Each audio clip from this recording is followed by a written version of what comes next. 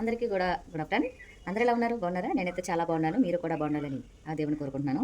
అలాగే ఈరోజైతే మా ఇంట్లో గుత్తి వంకాయ కర్రీ అండి. గుత్తి వంకాయ కూర అంటే చాలా ఇష్టమైన వాళ్ళు చాలామంది ఉంటారు. ఆ కర్రీ ఇష్టమైన వాళ్ళైతే ఎవ్వరూ ఉండరు, నాకు తెలుసండి.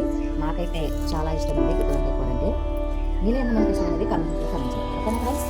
ఇప్పుడు కర్రీ ఎలా ఉండాలి అనేది మీకైతే నేను వీడియో అయితే తీసాను. వీడియో మాత్రం తీసి చూపిస్తాను. ఓకేనా ఫ్రెండ్స్? వీడియో అప్లోడ్ చేస్తాను.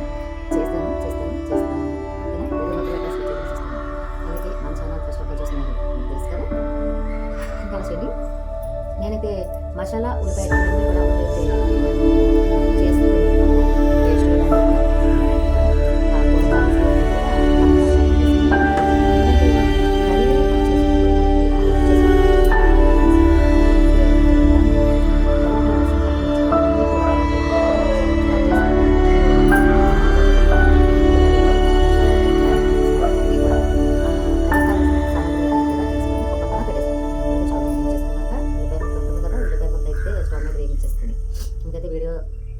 వీడియోలో చూపిస్తాను, రండి చూద్దాం.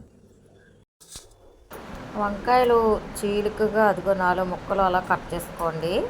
మనకి వంకాయలు నీటిలో వేసుకున్నాక ఉల్లిపాయ, కారం, పసుపు, సాల్ట్, మసాలా అన్నీ బాగా కలిపేసుకుని మిక్సింగ్ చేసుకుని ఆ వంకాయలు కట్ చేసిన వంకాయలో మనం ఈ గుజ్జు పెట్టేసుకోవాలి. ఓకేనా ఫ్రెండ్స్?